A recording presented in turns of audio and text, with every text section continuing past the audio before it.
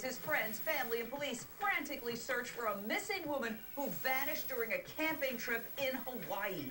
Did Laura Vogel have a horrible hiking accident, as cops reportedly believe, or was she the victim of foul play, as her family fears? The striking 43-year-old was last heard from on Sunday when she told a friend she planned to camp by herself in an area called the Birthing Pools. That area close to the pristine shoreline where the cliffs steeply drop off into the ocean. Here's where it gets weird, though. Laura Vogel is an experienced camper. Her family is not buying the accident theory. They think something more sinister could have happened, and it could be related to a text message she sent about, quote, meeting the locals. Laura's sister-in-law spoke to TV station WPBF. People saw Laura. People know, she saw her that night. People saw her that night, and they know something. People know someone. Someone knows something. And we need to find those people. People know what happened. People at least know what she was doing that night. Do the clues support foul play? Laura's friends formed a search party. Guess what? They found her van near a homeless encampment with the keys in the ignition and the driver's side door open.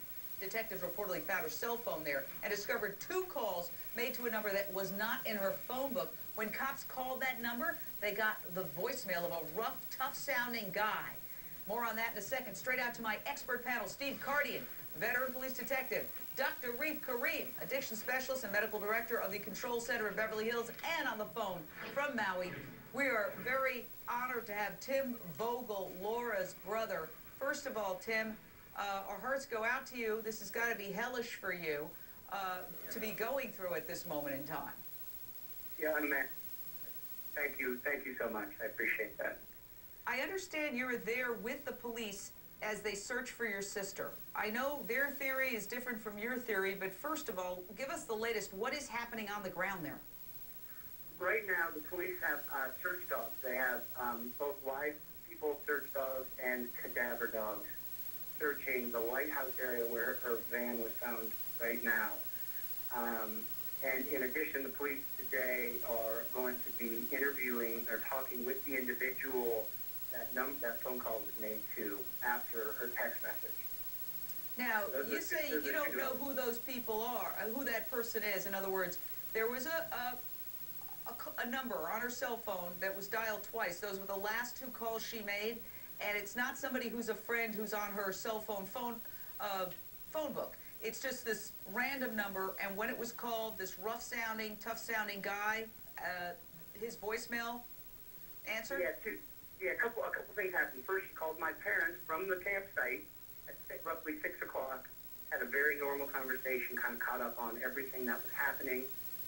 After that, about 8:18, she texted a friend, and she said, I saw an owl. She's very much into nature. She's got a master's in wildlife ecology. She loves being outdoors. So she said, I saw an owl down the way from the birthing pools, which is a location she gave, and she said, I'm meeting all the locals.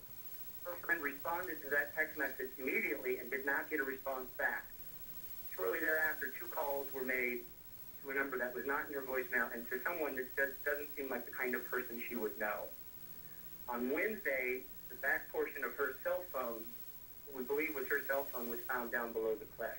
So, isn't there a transient area down there? Yes.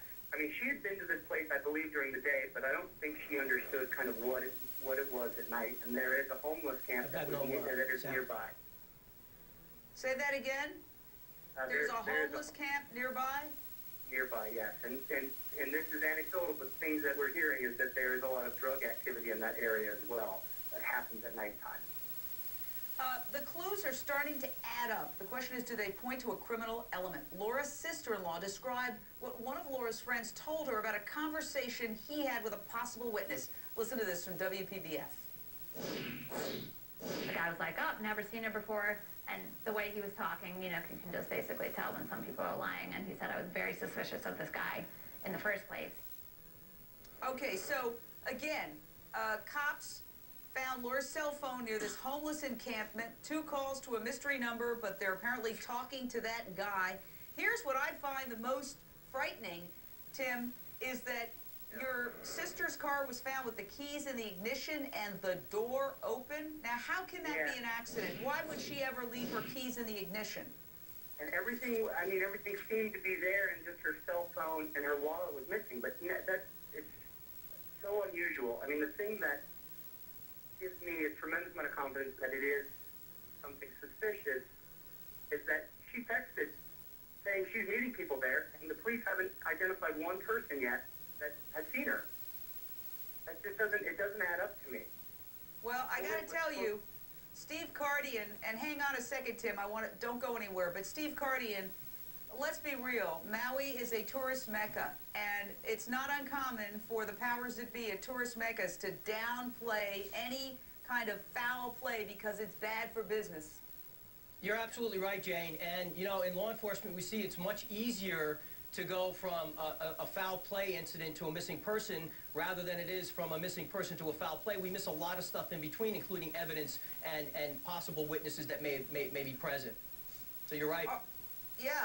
Now, let's talk a little bit about the hiking situation. Tim, I want to go back to you. The authorities are saying basically they think she may have fallen off a steep cliff, but you doubt that. First of all, because why would she even go hiking, leaving her car with the keys in the ignition and the door open? That makes no sense. Secondly, you say she's an experienced hiker, and she wouldn't do something that would put her in that kind of danger. And I've actually seen some of those cliffs. They are steep, and they go right into the ocean. Laura's an experienced hiker. I've done a bunch of backcountry backpacking trips all over this country with her before in Central America. She knows what she's doing. She's as smart and tough as they get. She is experienced, and I mean, you know, there could be that 5% or that 0.% chance that something like that happens, but 99.5% chance that she wasn't here, but she knows what she's doing. She's in control of what she's doing, and she doesn't make stupid decisions like that. Now, despite all of this suspicious stuff, police investigators are still reportedly insisting they don't suspect foul play. Here's what Laura's mom told KITV. I think they feel that she slipped and fell over the cliff, which is a 50 to 60 foot sheer rock cliff that goes right into the ocean. Now, when Laura's friends went to cops to report her missing, cops reportedly said they couldn't get involved for 24 hours, so the friends formed their own search party.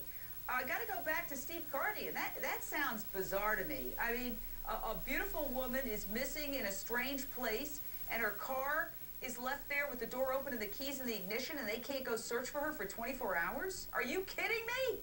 Typically, they wait a 24-hour period, barring suspicious circumstance. If they were aware that her car was left abandoned with the keys in it, that her wallet and cell phone were missing, they should have absolutely contained that as a crime scene and begun an investigation into her whereabouts.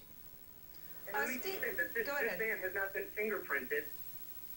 It hasn't been fingerprinted, and records like credit card history and stuff and usage hasn't been pulled yet. So we are very frustrated that we haven't made more progress yet. Well, what do you think, Tim, is wrong with the cops down there? What are they doing?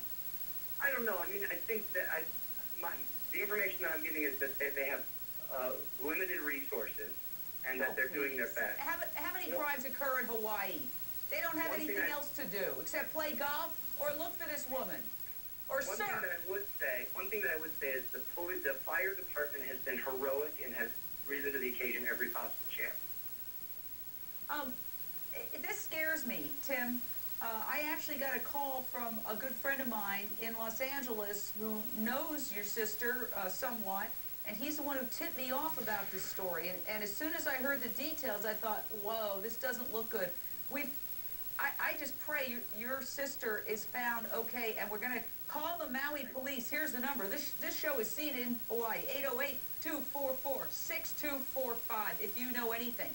And final thoughts, Tim, about what the cops should be doing in terms of interviewing these homeless people who live in this encampment. Yeah, I mean, somebody knows something.